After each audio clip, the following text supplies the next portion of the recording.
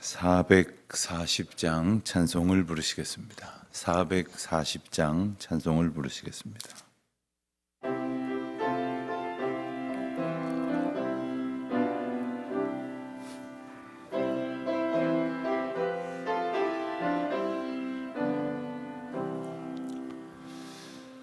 어디든지 예수 나를 이끌면 어디든지 예수 함께 가려네.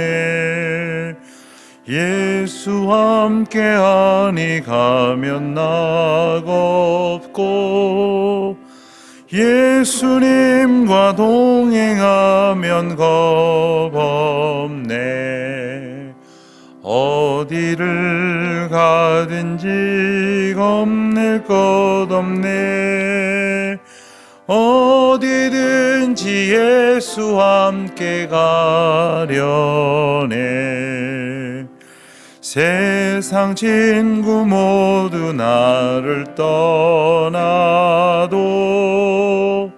주와 동행하면 외로움 없겠네. 가는 길이 위태하고 험해도 어디든지 예수 함께 가려네. 어디를 가든지 겁낼 것 없네. 어디든지 예수 함께 가려네. 어두운 그늘 나를 애워쌀 때에 주가 함께 계심 믿고 자려네. 죽은 후에 천국에서 깨어나 예수와 함께 길이 살리라. 어디를 가든지 겁낼 것 없네. 어디든지 예수 함께 가려네.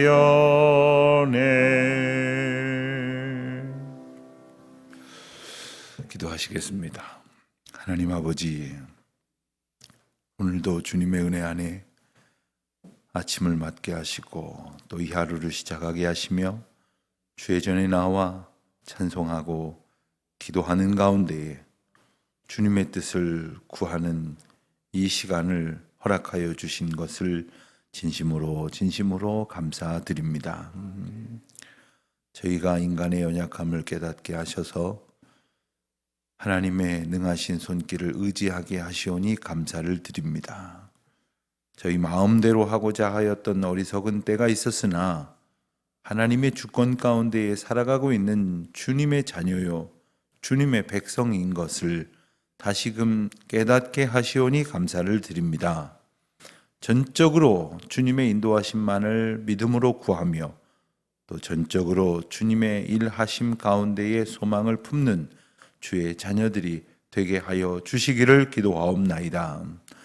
주님, 간절히 바라고 원하옵기는 저희가 원하는 바가 있사오나 저희가 원하는 대로가 아니라 주님의 뜻대로 이루어 주실 주님의 역사하심을 소원하게 하시고 또 저희의 뜻대로 되지 아니하였다고 패역하고 불순종하게 행동하는 것이 아니라 하나님의 일하심을 소원하고 또 바라보고 기대하는 믿음으로 든든히 서가게 하여 주시기를 간절히 기도하옵나이다. 하나님, 어찌하든지 저희 가운데 하나님의 거룩한 역사가 나타날 수 있도록 은혜를 베풀어 주시기를 기도드립니다. 하나님, 저희가 교회로 모여 있습니다마는 그래서 저희들이 서로 마음을 합하여 하나님의 일을 애쓰고 도모합니다마는 저희의 뜻대로 두지 마시고 하나님의 뜻대로 인도하여 주시기를 간절히 바라고 기도하옵나이다. 또한 하나님의 역사가 나타나게 하여 주시옵소서.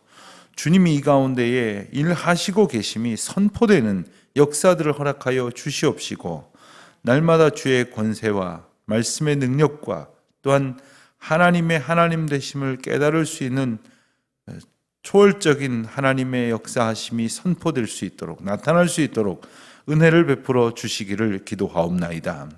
다만 어리석은 저희들, 알아보지 못하고 또 알아보지 않으려는 패역함 속에서 떠나 주님의 은혜를 구하며 주님의 일하심을 사모하는 가운데 주의 뜻을 깨닫는 은혜를 더하여 주시옵소서. 하나님, 오늘도 하나님의 은혜를 구하고 있는 우리 믿음의 교우들이 있습니다.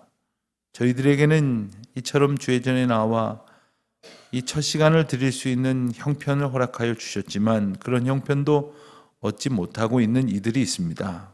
먼저 주님, 믿음이 연약해져 있는 이들에게 믿음을 더하여 주시옵시고 하나님 바라볼 수 있는 믿음의 눈을 분명히 갖게 하여 주시기를 기도드립니다. 슬픈 일 당한 이들이 있습니다.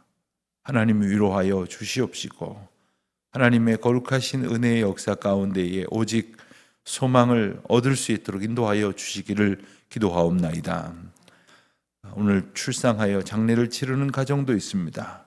하나님 함께하여 주시옵시고 그 장례의 모든 과정 가운데에 하나님 응답하시고 위로하여 주시고 거룩한 은혜의 역사를 펼쳐 보여주시기를 또한 기도하옵나이다. 하나님, 오늘 치유의 은혜를 구하며 기도하는 이들이 있습니다. 병상에 눕게 하신 것이 하나님의 인도하심인 줄 알게 하여 주시옵시고 주께서 친히 고치시고 그리고 회복시켜 주시는 가운데에 한평생 저희들이 기억할 만한 놀라운 은혜의 감격을 누리는 귀한 시간 되게 하여 주시기를 또한 기도하옵나이다. 때로는 병든 가족을 위하여 기도하고 또한 아픔 가운데 고통하고 있는 자녀들을 두고 기도하며 연로하신 부모님을 두고 기도하는 이들이 있습니다. 하나님 아버지, 그 모든 저희들의 사랑이 인간적인 것에서 시작되었을지 모르지만 하나님의 은혜 안에 풍성한 은총으로 잠기게 하시고 주님의 돌보심과 은총을 경험하게 하여 주시기를 기도하옵나이다. 하나님, 도처에 퍼지고 있는 이 전쟁의 소리와 소문을 하나님께서 아십니다. 하나님, 그 가운데에 주의 백성들이 안연히 거할 수 있도록 안보하여 주시기를 또한 기도하오니 하나님, 이 모든 역사 가운데 주님의 은혜를 베풀어 주시옵소서. 우크라이나의 이 전운이 하나님의 주권 가운데 있게 하여 주시옵시고 그곳에 있는 우리 사랑하는 유동원 집사의 가정과 또 하나님께서 허락하여 주시는 그 믿음의 백성들에게 어려움이 없도록 주님 은혜를 베풀어 주시기를 간절히 기도하옵나이다. 하나님, 우리나라와 또한 서방 여러 나라의 이제 주재원들이 철수를 해야 하는 그러한 판단이 있는 형편입니다. 하나님께서 함께하여 주셔서 저들을 위로하여 주시옵시고 또한 걱정하고 있는 우리 모든 교우들의 기도 가운데 하나님 응답하여 주시기를 간절히 기도드립니다. 하나님, 오늘도 주의 자녀들이 어디에 있든지 오직 주의 권능으로 인하여 감격하며 주의 인도하심으로 인하여 기뻐하며 주와 동행하는 은혜로 충만케 하여 주시옵소서. 온종일 주의 백성들 지켜 돌보아 주시옵시고 또한 이 저녁 3일 저녁에 저희들이 수요 말씀 강해와 성전 건축을 위한 기도의 시간으로 함께 모일 때에 이르도록 하나님, 온 교우들의 걸음걸음 가운데에 하나님의 은혜를 보여주시옵시고 또한 다시 모여 기도할 때에 하나님 영광 받으시옵소서. 감사드리오며 우리 주 예수 그리스도의 이름으로 기도하옵나이다. 아멘. 누가복음 17장 18절부터 35절까지의 말씀을 봉독합니다. 누가복음 7장 18절부터 35절까지의 말씀, 이제 저와 함께 한 목소리로 봉독하십니다. 요한의 제자들이 이 모든 일을 그에게 알리니 요한이 그 제자 중 둘을 보내 주께 보내어 이르되 오실 그이가 당신이오니까 우리가 다른 일을 기다리오리까 하라 하매 그들이 예수께 나아가 이르되 세례 요한이 우리를 보내어 당신께 여쭤보라고 하기를 오실 그이가 당신이오니이까 우리가 다른 이를 기다리오리이까 아니이다 하니 마침 그때에 예수께서 질병과 고통과 및 악귀 들린 자를 많이 고치시며 또 많은 맹인을 보게 하신지라. 예수께서 대답하여 이르시되 너희가 가서 보고 들은 것을 요한에게 알리되 맹인이 보며 못 걷는 사람이 걸으며 나병 환자가 깨끗함을 받으며 귀먹은 사람이 들으며 죽은 자가 살아나며 가난한 자에게 복음이 전파된다 하라. 누구든지 나로 말미암아 실족하지 아니하는 자는 복이 있도다 하시니라. 요한이 보낸 자가 떠난 후에 예수께서 무리에게 요한에 대하여 말씀하시되 너희가 무엇을 보려고 광야에 나갔더냐? 바람에 흔들리는 갈대냐? 그러면 너희가 무엇을 보려고 나갔더냐?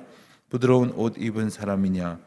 보라, 화려한 옷을 입고 사치하게 지내는 자는 왕궁에 있느니라.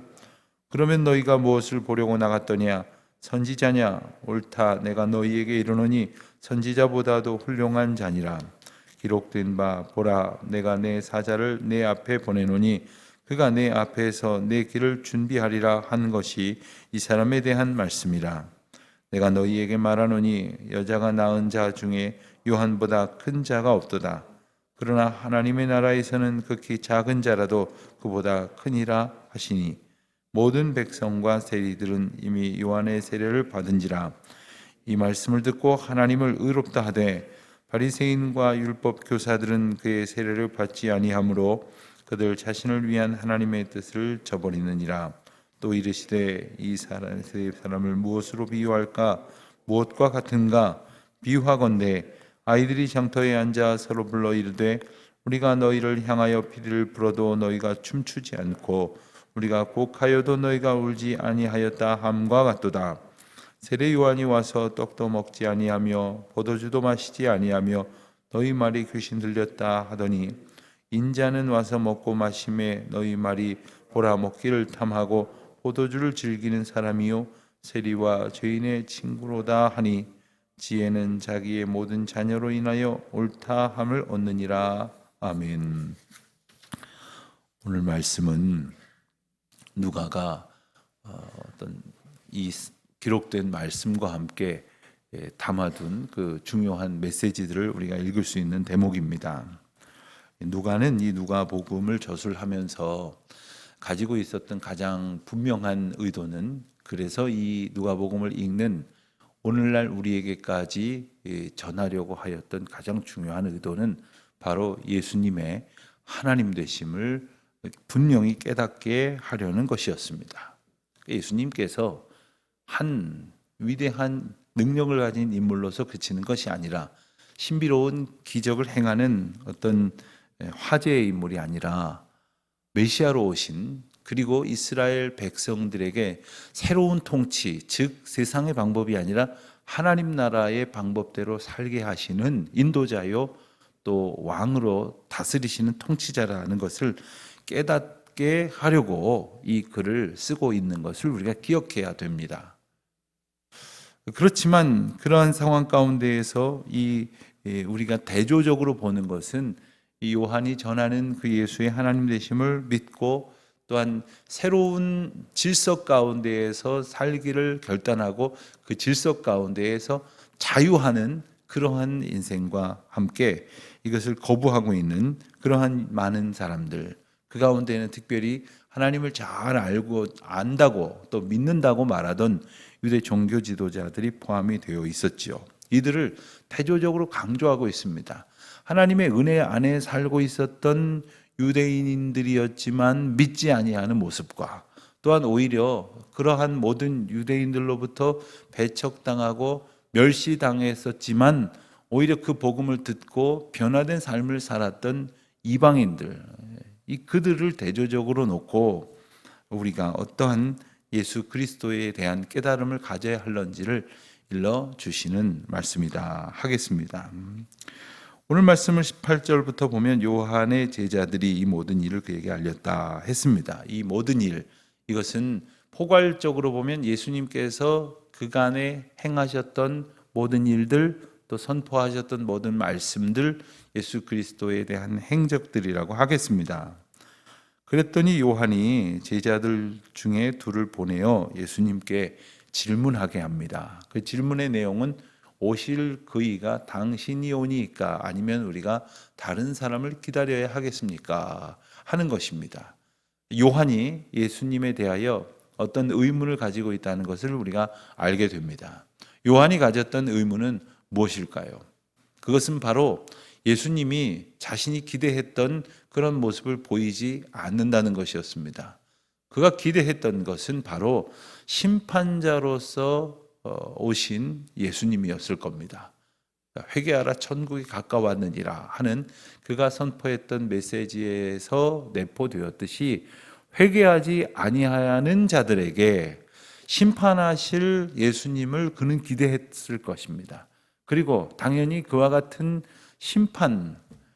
판결의 사건이 있을 것이라고 그는 생각했던 겁니다. 그런데 예수님께서 오셔서 심판하시고 또한 죄인들을 멸하시는 그러한 모습을 보이시는 것이 아니라 기이한 일들로 많은 사람들을 육신의 고통 가운데에서 고치시고 살리시고 또한 하나님 나라의 말씀을 선포하시고 전파하시는 일을 계속하고 계셨으니 왜 이러한 모습을 보이실까 하는 자신의 의문으로부터 비롯되어져서 오실 그이가 당신입니까 하는 근원적인 질문까지 갖게 된 겁니다. 좀 그러면 인간적인 생각일런지 모르니 기도하면서 하나님의 일하심을 잠잠히 기다렸어야 할 것인데 그는 지금 제자들 둘을 보냈던 겁니다. 아마도 유대 율법에 두세 증인을 함께 듣게 하고 보게 하고 하여 판단하게 하려는 그런 기준에서였을 것입니다. 그래서 두 제자를 보내서 이렇게 질문하게 했다는 것이죠. 요한이 가졌던 의문은 우리 모두가 가질 수 있는 의문 아닙니까?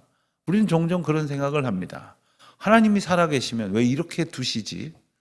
왜 저 사람들을 저렇게 두시지? 왜 저 일을 저렇게 두시지? 왜 일이 이렇게 되게 하시지? 하나님이 살아계신다면 어떻게 이럴 수가 있는가? 오히려 되지 않아야 될 일이 벌어지고 될 일이 이루어지지 않는 것. 오히려 의인이 고통을 받고 악인들이 큰 소리를 치는 그러한 모습들. 그러한 모습에 대하여 우리는 언제나 그런 의문을 가지면서 꽤나 근사한 질문을 가졌다고 또 생각까지 한다는 겁니다. 그러나 우리가 기억해야 할 것이 있습니다. 우리가 하나님을 다 알지 못하는구나 하는 겁니다. 그것은 하나님께서 하나님의 방식으로 하나님의 때에 하나님의 주권을 가지고 일하신다고 하는 것을 아멘 해놓고도 정작 강론에 들어가면 왜 하나님이 이렇게 하시는가 하는 생각을 끊임없이 버리지 않는다는 겁니다. 하나님이 내 뜻대로 움직여주지 않으면 하나님 이상한 신분으로 만들어버리는 거예요. 이게 그때에도 여전히 기준은 내 뜻, 내 생각, 내 판단, 내 예상이었던 거죠. 그렇게 되지 아니하시는 하나님은 여전히 납득할 수 없는 분이다. 이해할 수가 없다. 이렇게 말하고 있지만 거기에 비밀이 있는 겁니다. 그렇습니다. 하나님은 우리가 이해할 수 있는 수준의 분이 아닌 겁니다. 그러니 내가 이해할 수 없다고 탄식하려고 할 때에 하나님의 높고 위대하심을 우리는 다시금 기억하며 그 뜻을 깨달아 알 때까지 순종하는 자세로 또 기다리는 마음으로 하나님의 뜻이 펼쳐지기를 전적으로 수용하려고 하는 자세로 서게 되어야 할 것이겠습니다. 세례 요한이 제자들을 보내어 전한 그 질문에 대해서 예수님께서는 22절 이하에 대해서 그의 대답을 우리는 보게 됩니다. 우선 너희는 가서 보고 들은 것을 요한에게 알리라 했습니다. 그들이 와서 보고 들은 것은 이미 있었던 일도 있지만 21절에 보는 대로 마침 그때에 예수님께서 많은 사람들을 질병과 고통 가운데에서 귀신 들림 가운데에서 고쳐주시고 그래서 많은 사람들이 회복이 되고 심지어 많은 보지 못하는 사람들이 보게 되었다 하는 이 기적의 사건이 또한 수반되고 있습니다. 본대로 가서 전하라는 겁니다. 이게 어떤 일인지 가서 증거하라 하는 겁니다. 그러면서 23절에 어쩌면 언뜻 봐서는 잘 알 수 없을 듯한 말씀을 합니다. 누구든지 나로 말미암아 실족하지 아니하는 자는 복이 있도다. 이 말씀을 보면 예수님 믿는다는 것이 더러는 실족할 수도 있다는 것을 의미하는 거예요. 그것은 예수님의 불완전성을 말씀하시는 것이 아니라 예수님을 바라보는 우리의 믿음의 불완전성, 예수님의 행하시는 일들과 선포하신 말씀을 알아듣지 못하고 또 알아듣지 않으려는 인간의 불완전성, 패역함을 일깨워 주시는 거예요. 내가 모르면 그거 잘못된 겁니까? 내가 못 보면 그게 없는 일입니까? 내가 이해가 안 되면 그게 잘못된 일입니까? 그러나 세상에는 우리가 그렇게 판단하고 말하는 일들이 얼마나 많은지 몰라요. 심지어 기분 나빠서 받아들일 수 없다 하는 것에 이른다면 얼마나 참나만 놓습니까? 24절 이하에 보면 요한이 보낸 자가 떠난 후에 예수님께 요한이 보낸 자들이 와서 질문을 하고 또 예수님께서 대답하심으로 실족하지 아니하는 자는 복이 있다. 실족하지 아니하는 자가 되라 하는 것이죠. 예수님께로 인도함을 받는 이들이 실족하게 된다는 것은 예수님이 그를 넘어뜨린 것이 아니죠. 그렇다고 한다면 그가 스스로의 오류와 불신앙과 불순종에 의해서 넘어지는 일을 겪지 않는 자가 되라 하시는 말씀입니다. 또 하나는 우리를 공동체라고 봤을 때 그리스도께서는 우리를 언제나 믿음과 진리와 생명의 길로 인도하시는데 우리가 우리 자신을 넘어뜨릴 때가 있어요. 자, 교회 다니다가 안 다니게 된다. 예수님 때문에 안 다닌다는 사람은 아무도 없어요.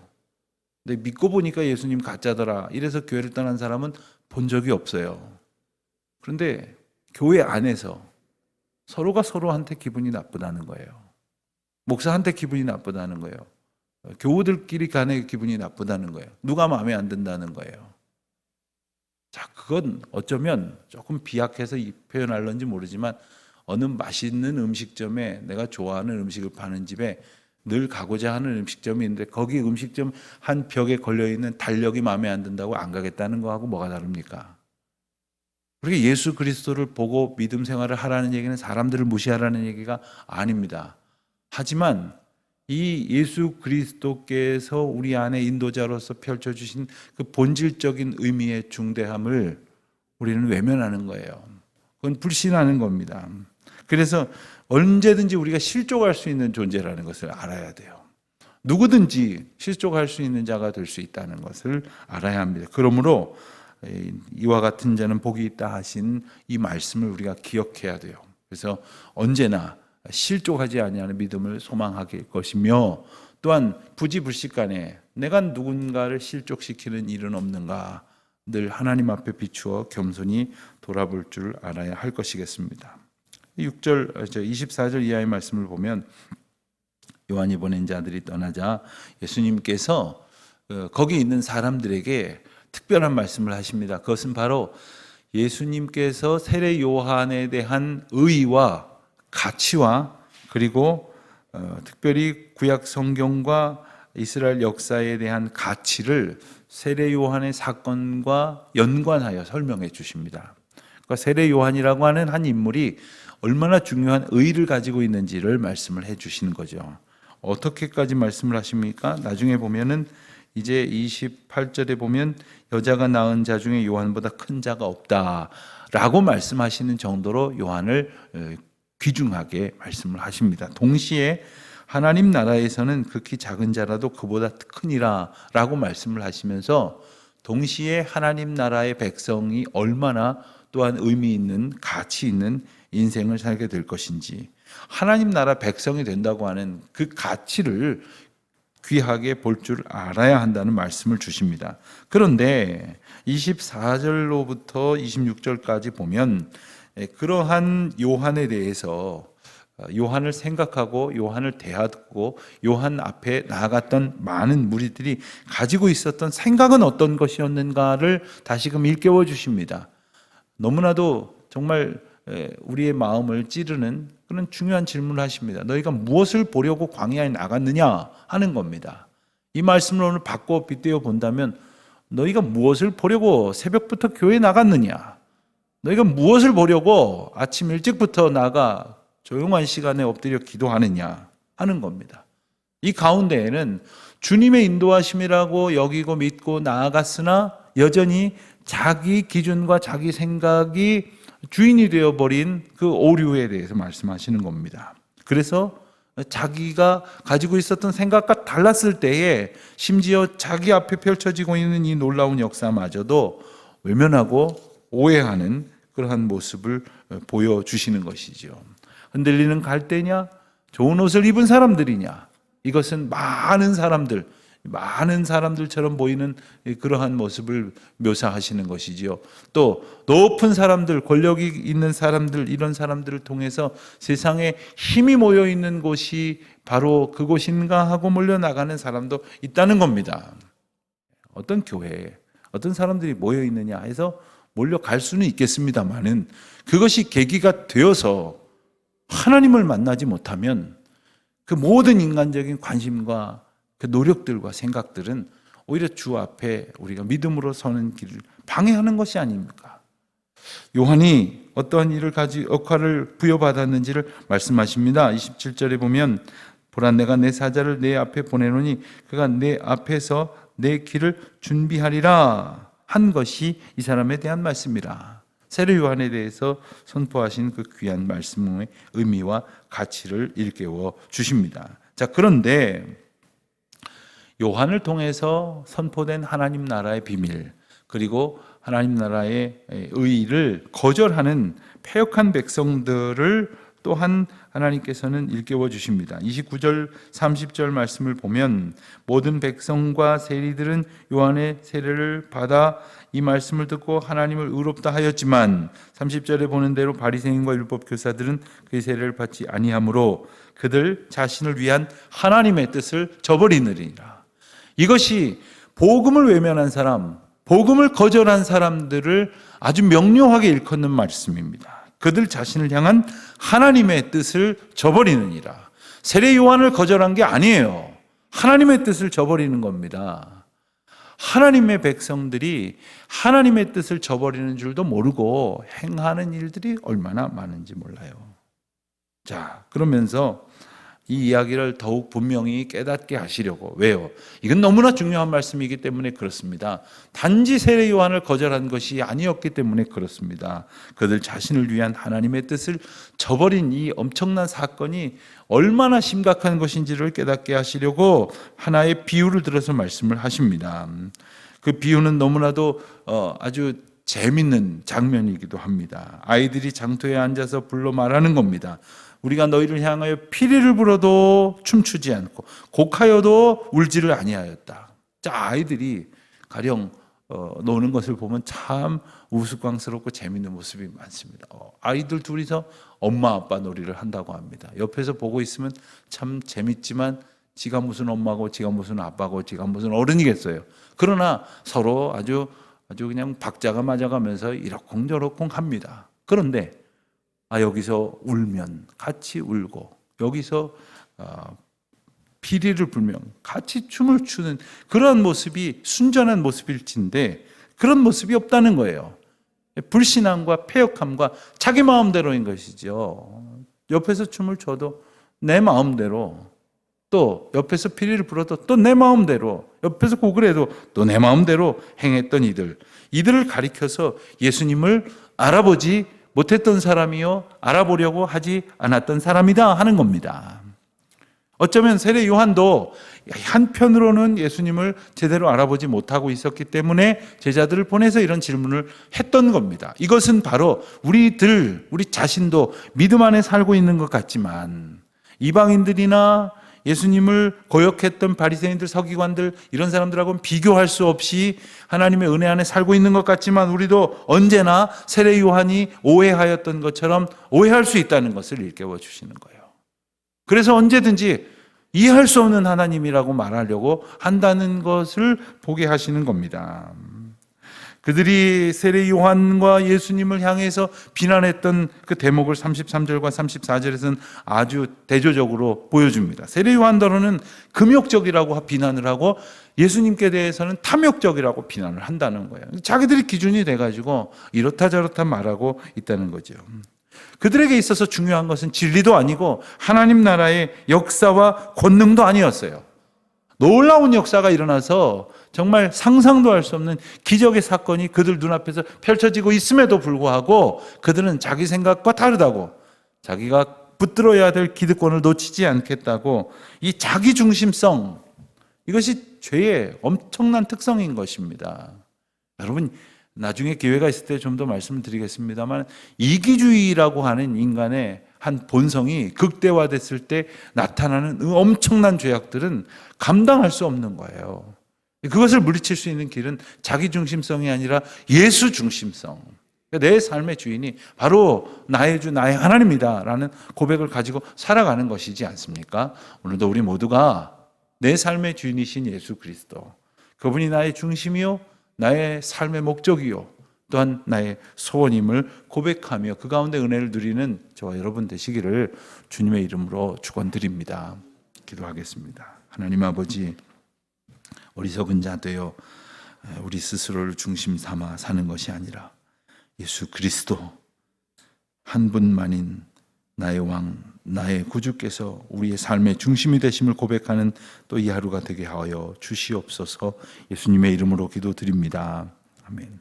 하늘에 계신 우리 아버지, 아버지의 이름을 거룩하게 하시며 아버지의 나라가 오게 하시며 아버지의 뜻이 하늘에서와 같이 땅에서도 이루어지며, 오늘 우리에게 일용할 양식을 주시고 우리가 우리에게 잘못한 사람을 용서하여 준 것 같이 우리 죄를 용서하여 주시고 우리를 시험에 빠지지 않게 하시고 악에서 구하소서.